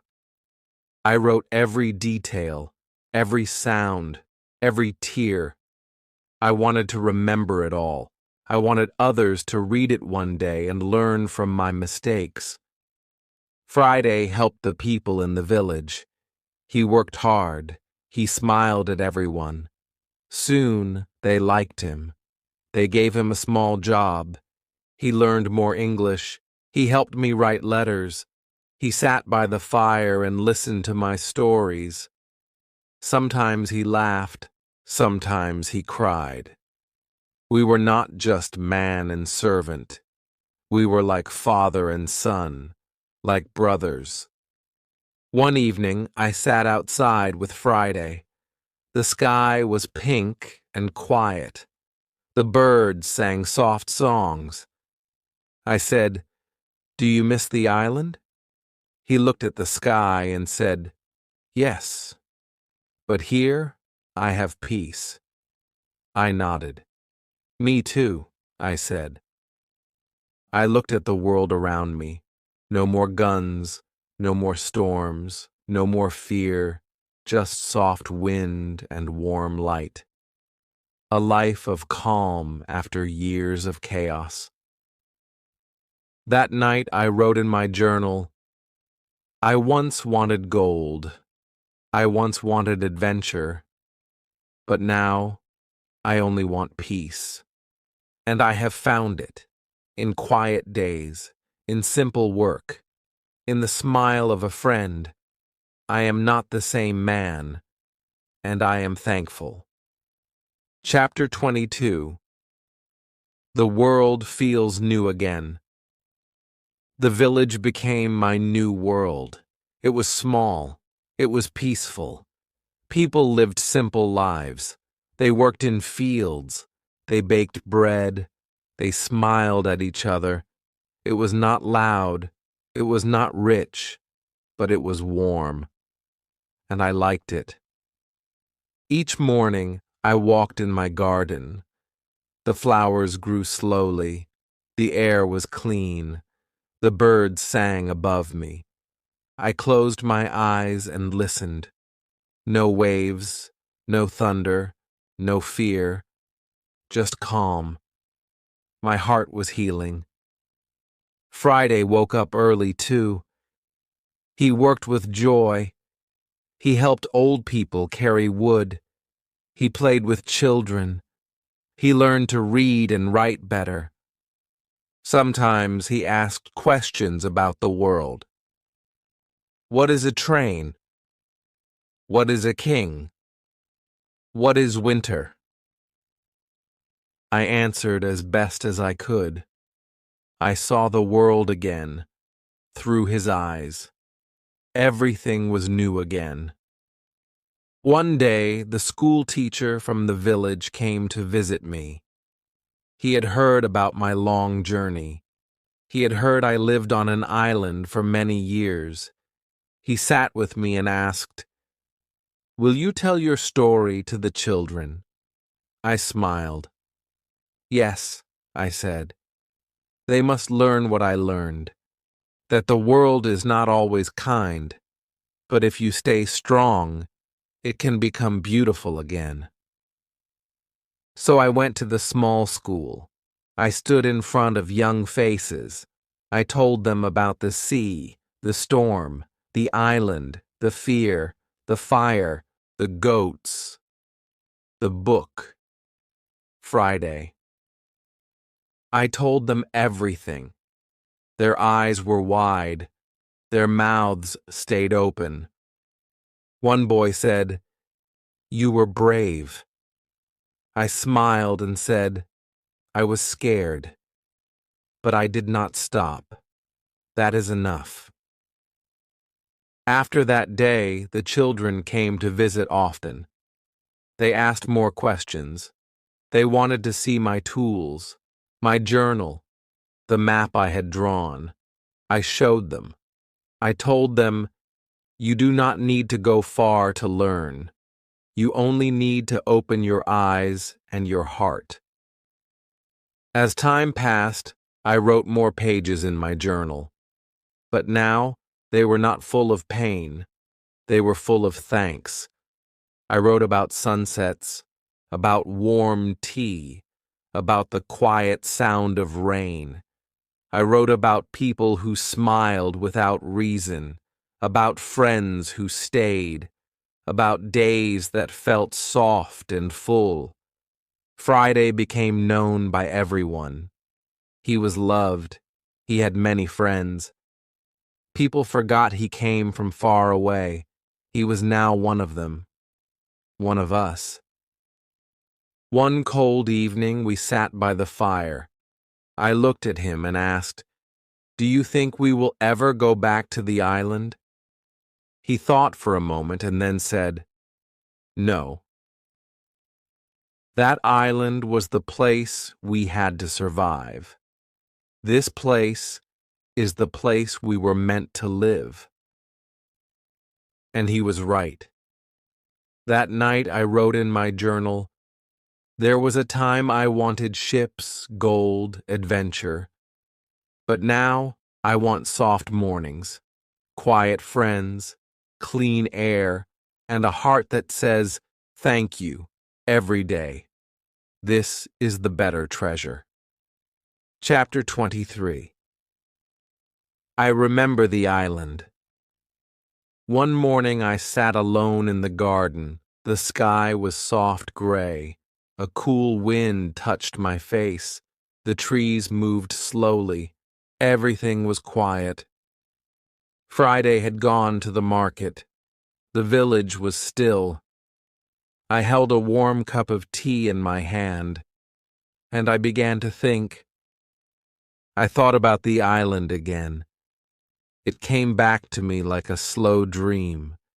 The first time I stood on that beach, the sound of the waves, the fear in my chest, the long nights, the strange noises, the quiet mornings, the smell of wet trees, the feel of cold rain on my skin. I could still feel it all. I remembered building the first wall with shaking hands. I remembered counting my food, marking the days, catching the first goat, digging the cave, watching the sea with empty hope. I remembered crying alone, and then I remembered finding strength inside me. Then came the better memories, the fire I made with my own hands, the garden I planted, the first fish I caught, the small words I spoke out loud to myself, just to hear a voice. And then, Friday. The day I saw his face, the moment I saved him, the first time he called me Master, the first time I said, "No, friend." His smile, his heart, his laugh, his courage. He did not come from my world, but he gave my world back to me.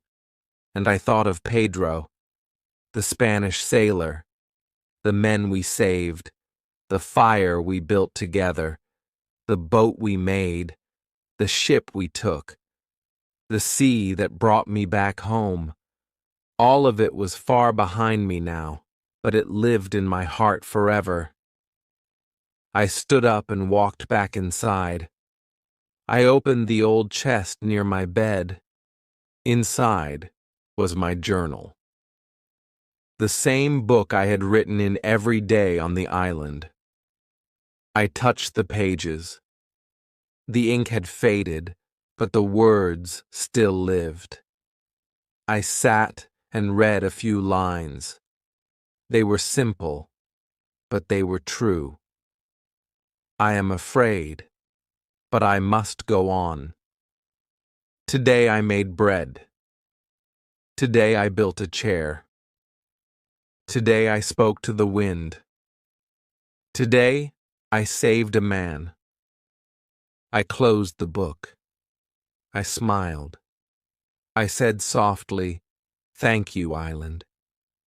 You broke me. You built me.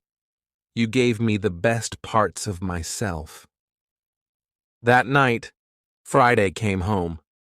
He brought bread and honey. We ate together near the fire. I told him I had read the old journal again.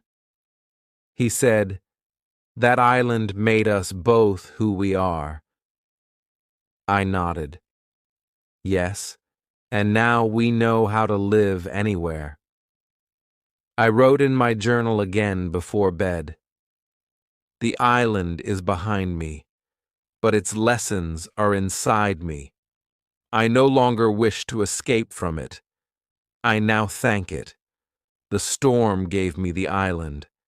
The island gave me a life. Chapter 24. A Visit from the Past. Many months passed. The village felt like home now. People greeted me by name.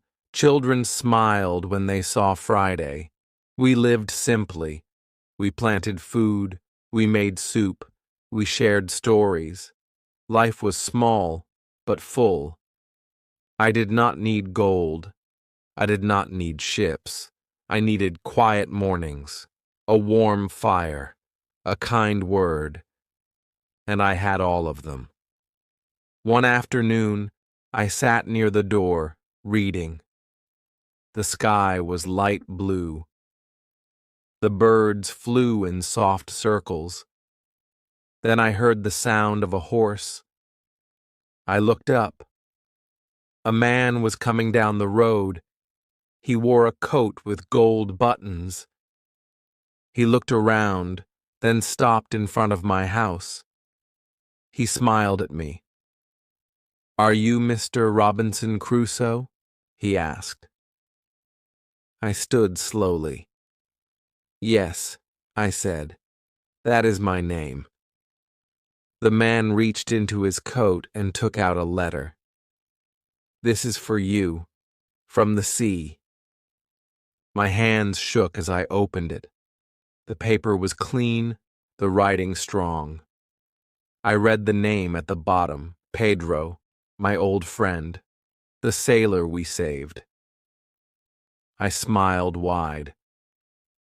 The letter said, "My dear Crusoe, I hope you are alive and well. I returned to my land. I am safe. I work again on the sea. But I never forget you. You saved me. You gave me life. I tell your story to everyone. The man who lived alone but became the strongest man I ever met. If you ever wish to sail again, my ship will always have a place for you. Your friend, Pedro." I sat down. My heart was full. I remembered his kind face, his strong voice. I looked at Friday. He read the letter, too. He smiled. "You helped many," he said. I nodded. And now they remember. I did not plan to sail again. My legs were old now. My hands did not move as fast. But my heart felt young again.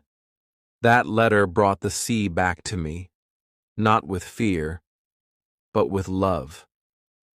I folded it slowly and placed it in my journal. A new page. A new memory. That evening I sat with Friday near the fire. The stars blinked above. I said, The sea gave me pain, but it also gave me people, you, Pedro, and even myself. Friday looked at me. The island taught us everything. I smiled.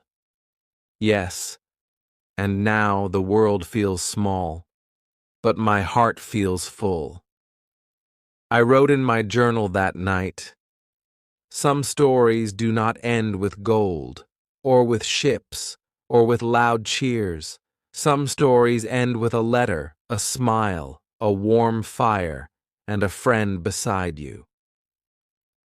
Chapter 25. The Life I Never Dreamed. The days were slow now, but they were sweet. I woke up with the sun. I opened the door. I breathed the soft air. I looked at the trees and the sky. I listened to the birds.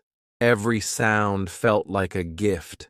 I had no noise in my heart, no storm in my mind, just peace, real peace, the kind I never had before. When I was young, I wanted ships. I wanted money. I wanted to run from home. I thought adventure was everything. I thought quiet was boring. But now, I understood something new. Sometimes, the best adventure is learning how to live with less, learning how to live with love, learning how to be still. Friday and I made a new garden. We grew potatoes, onions, and green leaves. He was strong. He sang as he worked. People in the village helped too. The children brought water. The older women brought seeds. We shared the food with everyone. No one was hungry. No one was left out. We were all one family now. One afternoon, an old woman in the village came to see me. She gave me a warm pie and said, "Thank you." I smiled and asked, "For what?" She said, "For the stories. The children listen to you. They learn. You make them brave." I felt a tear in my eye. I had never tried to be special. I just told the truth. But maybe that was enough. Sometimes I still walked alone. I went to the river. I sat on a rock and looked at the water. I saw my own face. Older now, but peaceful. I said to myself, this is the life I never dreamed. But it is better than all my dreams. I remembered the island, the first days, the fear, the silence, the cold nights, the sound of waves with no voices. I remembered my footprints in the sand, my fire, my first bread, my goats, my journal. I remembered how I changed, day by day. Pain taught me, silence taught me, and that island saved my soul. That night I wrote again in my book, the same book I had used all those years ago, the same old pages. My writing was slower now, but my heart was full. I do not need to go far anymore. I do not need the sea. I do not need ships. I need only this: a warm bed, a good friend, a kind word, and a thankful heart. This is enough. Friday read my words. He nodded. Yes, he said. Very good words. I laughed softly. You have good words now, too. He smiled. I learn from you. I said, and I learn from you. We sat by the fire in silence, but it was not empty. It was full. Full of years, full of memories, full of quiet joy. Chapter 26. I teach. I learn. Life in the village moved slowly, like a quiet river. Nothing rushed, nothing shouted. Every day felt soft, like morning light. I no longer counted the days. I no longer watched the sky for ships. I just lived. I just breathed. And that was enough. People came to visit me often now. They sat in my garden. They asked questions. What was the island like? Were you afraid? How did you survive? I answered kindly. I spoke in short words. I wanted them to understand not just the story, but the lesson. That fear does not win when we stay calm. That we do not need much to live. That silence can teach if we listen. The children loved Friday. They followed him in the fields. They helped him plant seeds. He showed them how to fish, how to climb trees, how to walk quietly in the forest. He told them about the stars. He told them how to find water in dry land. They listened to him more than they listened to anyone. He became their teacher, and I became proud. One boy came to me with a small book. He said, "I want to write like you." I smiled. I gave him a pen. I said, "Write about what you see, what you feel, what you learn." That day, I saw him sitting under a tree, writing slowly. It made me happy. I thought, maybe this is my work now, not to travel, not to fight, but to plant small seeds of wisdom in young hearts. Sometimes Friday and I walked in the hills.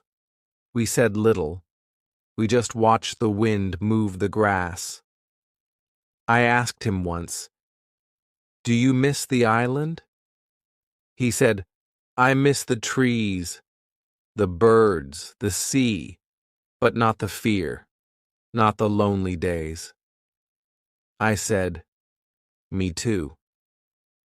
We visited the church every week. We sat in the back. I closed my eyes and gave thanks, not for gold, not for big things, but for the quiet life I had now.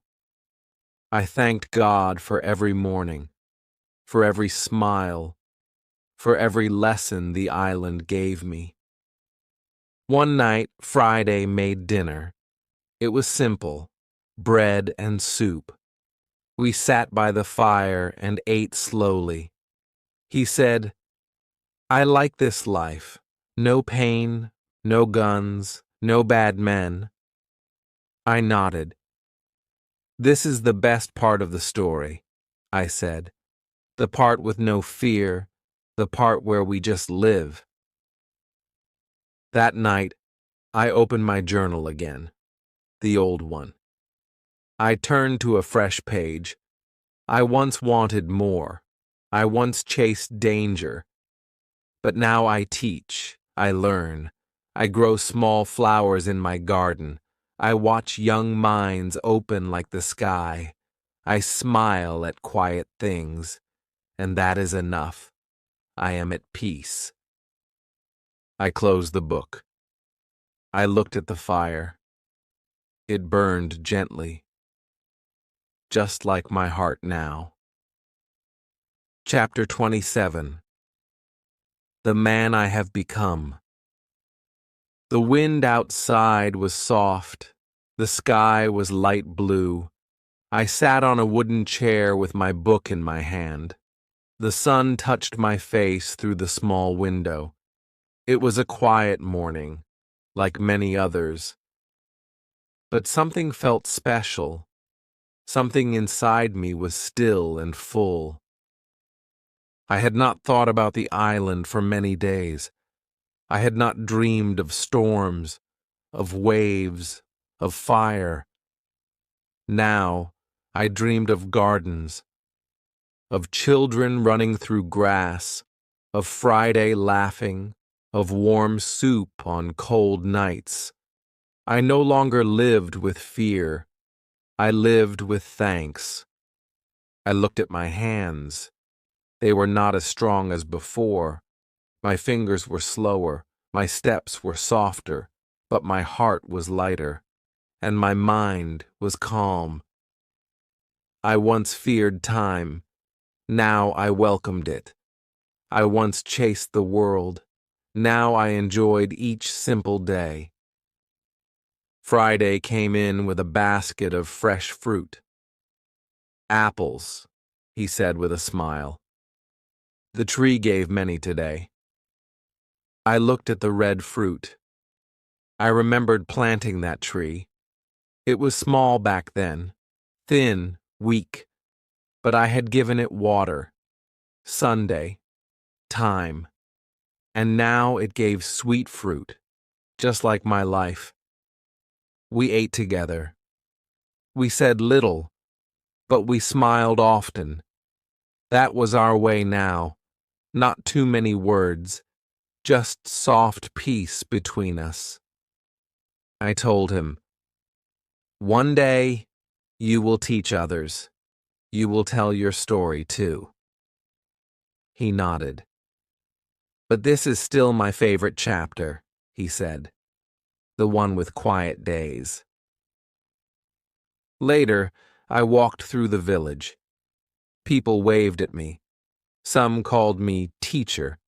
Others called me captain. A few simply said, friend. I liked all those names. But inside, I was just Robinson, a man who had learned to be still, a man who once ran from everything and then found everything by stopping. I sat under the big tree in the garden. Children came with questions. How do you build a house from nothing? How do you stay strong when you are alone? I answered slowly. One wall at a time, I said. One word, one step, one day. They listened, their eyes wide. I saw myself in them, young, full of dreams, not knowing the cost of them yet. That night, I lit a candle. I opened my journal again. The pages were old now, some torn, some stained, but they were beautiful to me. I once wanted the sea, now I want the soil. I once lived in fear, now I live in grace.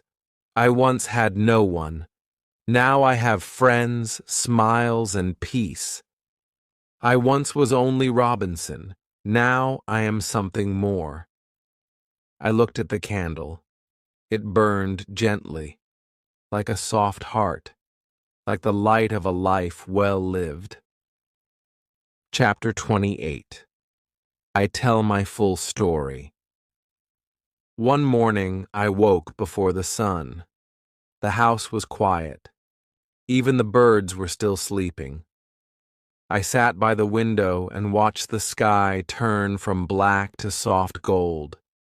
The world was waking up again. A new day, just like many before it. But this one felt different. My heart was full. My mind was clear. I knew what I needed to do. I took my old journal and placed it on the table. I opened it from the first page. I touched the lines with my fingers. Then I turned to a new page, a fresh one, and I began to write my story from the very start. I wrote about York, my home. I wrote about my father, who warned me not to go to sea. I wrote about how I did not listen. I was young. I wanted more. I left without a goodbye. That was my first mistake. Then I wrote about the storm, the ship, the sea, the island, the fear. the silence.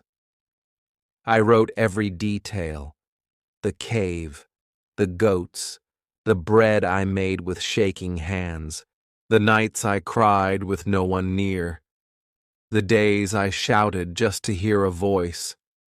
I wrote about fire, traps, tools, storms, sickness, and small joys. Then I wrote about Friday, how I found him, how he trusted me, how he helped me live again, how we built our world one stone at a time. I wrote about Pedro, about saving lives, about finding strength in fear, about leaving the island, about coming home to a world that had moved on, but still I found a place. I wrote about the quiet village, about the kind people, about the garden, the children, the birds. I wrote about teaching, about learning, about becoming someone I never thought I could be, a man of peace. It took many days. Every morning I wrote. Every evening I rested. Friday brought me tea. He watched me from the door. He said, "Your story is big." I smiled. "Yes," I said, "but the ending is quiet, and that is the best part." When I finished, I closed the book. I held it in my hands. It was not just paper now. It was my whole life, my fears, my fight, my faith, my change. I gave it to the school teacher. I said, "Let the children read this one day. Let them know what I learned, not just how to live, but how to live well." That night, I looked at the stars. I whispered, "Thank you." Not to one thing, but to everything. To the sea that broke me, to the island that changed me, to the friends who stood by me, to the silence that taught me to listen. Then I wrote one last line in the journal. I was lost. I was alone, but I became found, not by others, but by myself. And I rested. Chapter 29. The island lives in me. The days became quiet again. My story was finished. My book was complete. The children read it. The teacher shared it. People came to my house just to listen. Some asked questions. Some sat in silence. But all of them said the same thing. Thank you. I didn't speak much after that. I did not need to. My words were already on the page. My story was now a gift. I had nothing left to prove, nothing more to chase. I had only simple days, and that was enough. Friday stayed with me. He helped the village. He helped me walk when my legs felt tired. We sat in the garden together. We watched the sun go down every evening. He never asked for more. He was always content, and so was I. One day a traveler came from the sea. He had read my book. He asked, "Do you miss the island?" I smiled and said, "No." He looked surprised. "Not at all?" I shook my head. "Number because the island is here." I touched my chest. It lives inside me now. It gave me everything I needed. I carry it with me always. At night, I sometimes dreamed of the sea, but it was no longer wild, no longer dark. It was calm, bright. The waves moved gently. The island stood far away under a golden sky, and I stood on the beach, not as a prisoner, but as a friend. I still wrote in a small book, but only little things now. Short notes, short prayers, like, "Thank you for today. The wind is soft." Friday laughed at lunch. I feel peace. My garden grew taller. My hair grew white. My walk became slow, but my heart never felt heavy. I watched the young take care of the old. I saw new goats, new trees, new voices. Life continued, and I smiled at it all. One morning I sat with Friday under the big tree. The birds flew high. The sun touched the leaves. He said, "Are you happy?" I looked at him for a long time. Then I nodded. "Yes, very happy." He smiled. "Me too." I looked at the clouds and whispered, "If I had not gone to sea, I would never have become who I am." That night, I lit one candle. I opened my book. I wrote one last time. The island gave me silence. That silence gave me life. I no longer fear anything, not even the end, because my story is alive in the hearts of others. Then I closed the book, and I let the candle burn slowly into the dark. Chapter 30. My Last Lesson. The sun rose slowly that morning. I opened my eyes and felt no pain. I felt calm, light. The air was cool. The sky outside was soft pink and gold. I heard birds singing near the window. I closed my eyes for a moment and smiled.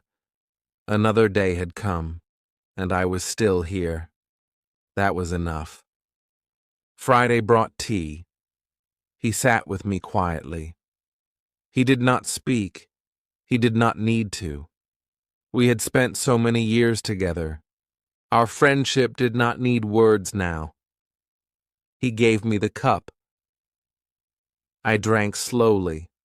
I held his hand and said, "You have been a gift in my life." His eyes filled with tears. "You saved me," he whispered. I shook my head. "No, my friend, you saved me." The village was quiet that day. People walked softly. Children played near the river. Flowers opened in the sun.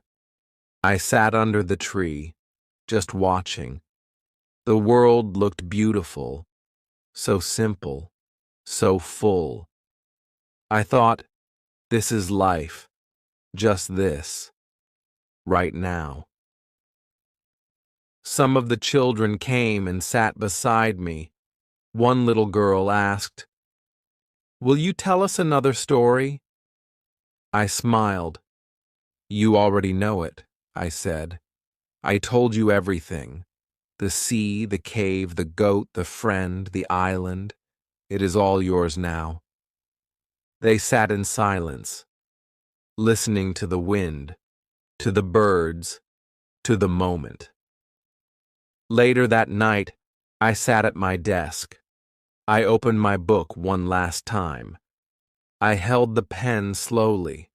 My hands were older now, but my heart still wanted to speak. I wrote, "If you read these pages, know this. You do not need much to live. You do not need gold to be rich. You do not need many voices to be full. You need courage. You need patience. And you need a kind heart." I closed the book and held it close. Then I looked at Friday and said, "Take care of them.